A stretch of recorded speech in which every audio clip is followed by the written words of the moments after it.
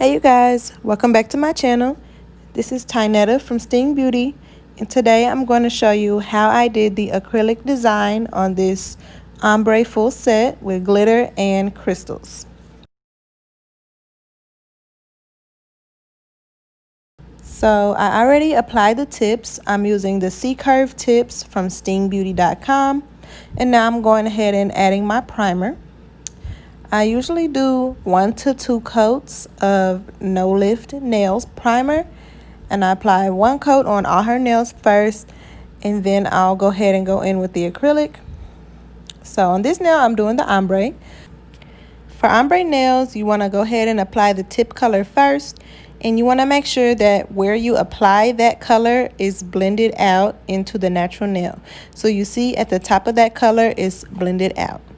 So I let that color dry. While that color is drying, I'm going to just apply a clear base on her middle finger, and this is where I'm placing the glitter. Now that that color has dried a little bit, I'm going to go ahead and go back to that finger and start applying my pink. So I apply my first ombre bead right where I placed the first bead of the white, where I blended that out, and then I'm going to blend that down.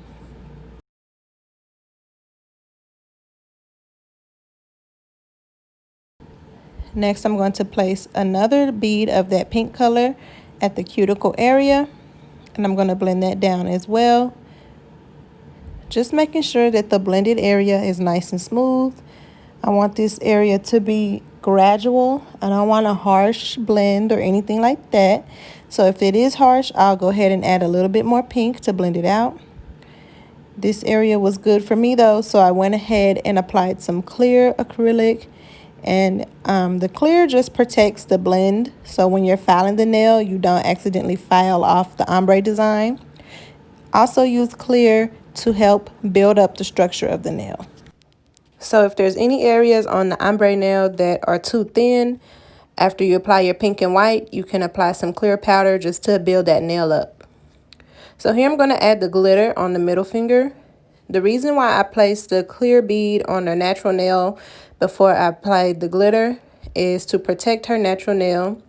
Also, sometimes when you're working with glitter, you know, glitter is not acrylic, so glitter doesn't really adhere to the natural nail, and that can cause lifting. So to prevent that, I always just put like a clear base down before I apply glitter. So you want to apply the glitter until it has good full coverage to your liking. Once that's fully covered, I'm going to go ahead and encapsulate the glitter. When you're encapsulating glitter, you want to make sure that the layer of glitter is thin. If you're putting on thick layers of glitter, when you encapsulate it, your nail is going to be super thick, and then you're going to be spinning forever trying to file it, trying to get it to look nice and thin. And you also don't want the encapsulated nails to be bulkier than the rest of the nails.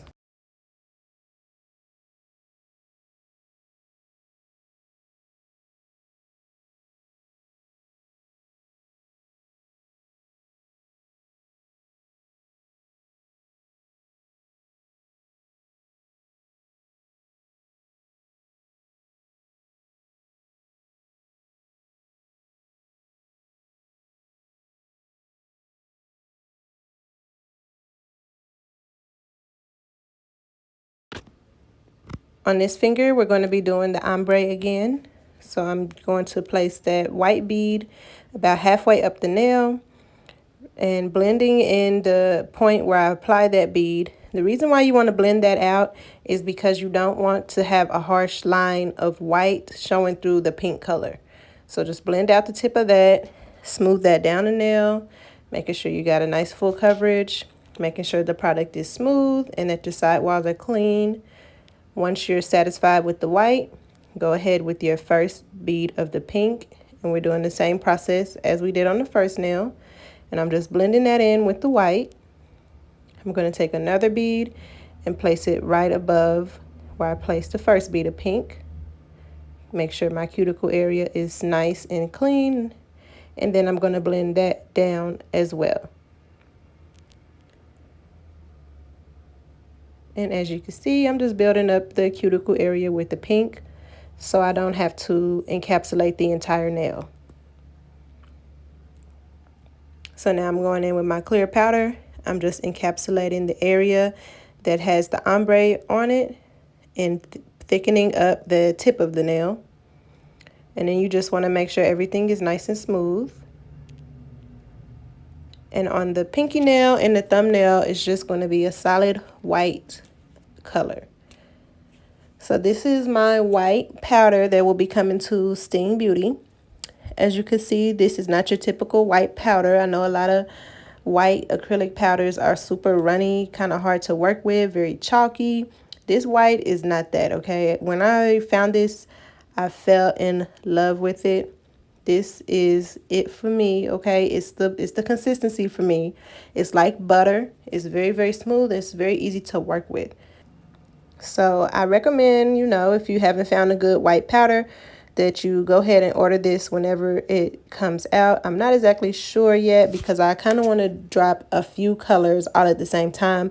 So I just know it'll be within the next couple months, okay? So stay on the lookout for that.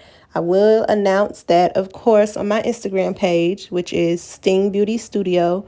And I'll probably also do like a swatch video here on YouTube. So keep a lookout for that. But I'm going to go ahead and do the exact same thing on her thumb using the white powder.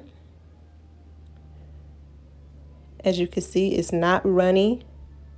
It's very smooth. It allows me time to work with it and get it where I need it without it getting too hard, too fast. Like, y'all, I love this powder. I've been looking for a good white powder for so long.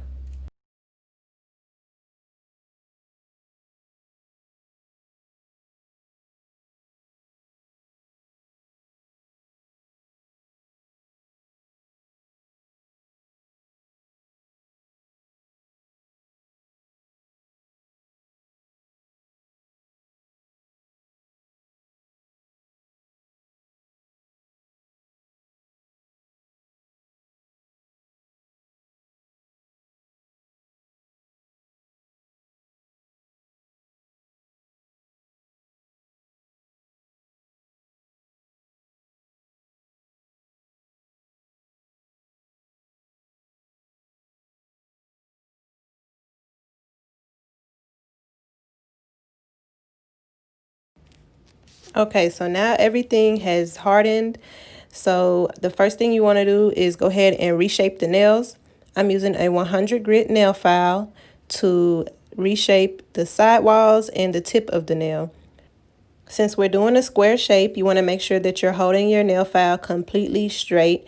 You don't want to hold your nail file at an angle at all because that's going to cause the sidewall of the nail to go in at that angle. So if I was doing a coffin nail, you would want to hold it at an angle when you're filing, but we don't want any angles, so I'm just going to keep it straight. You're going to go back and forth and continue checking the shape until you get the shape that you like. A lot of beginners ask me like advice for shaping. My advice for shaping is keep filing, okay? If you're not happy with the shape, just keep filing until you are. Of course, starting out in my journey, it took me a long time to do the shaping, to do the finish filing and everything like that. So don't worry about the time. As long as you're doing the best job that you can and that the nails are coming out to the best of your ability, I would say don't worry about the timing. Just focus on doing it correctly.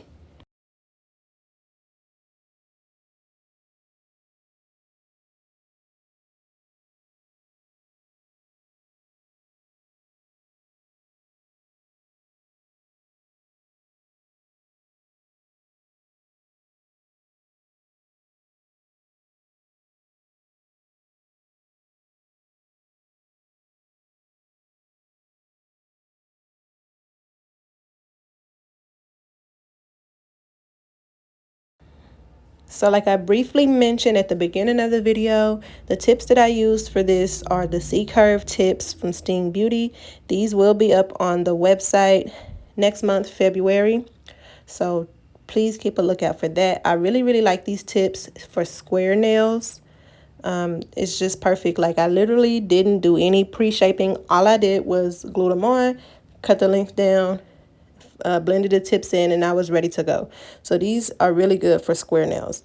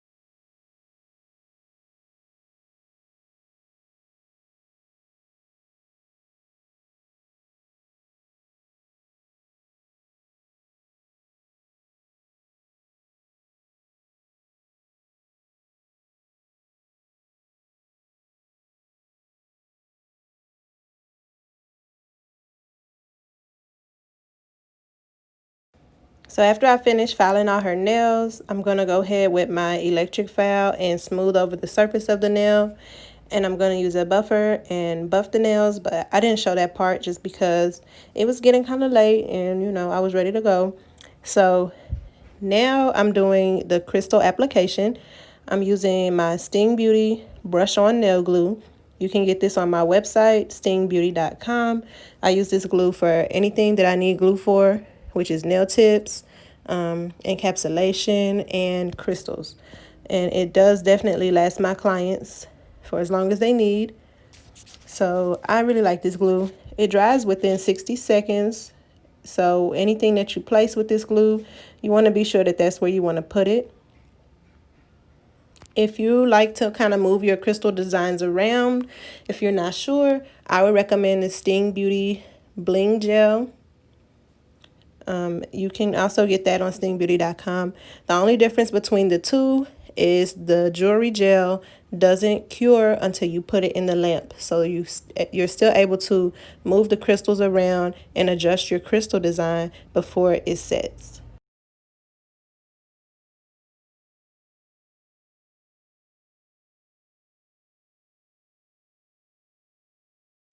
Once I finished applying all the crystals, the glue should be dry by now. So what I'm going to go ahead and do is apply my top coat over all the nails and allow her to put her hand in the gel lamp just for 30 seconds.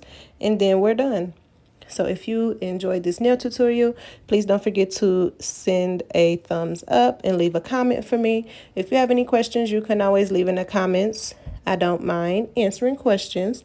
And here's the finished product. Thank you so much for watching, and I will see you guys in the next video.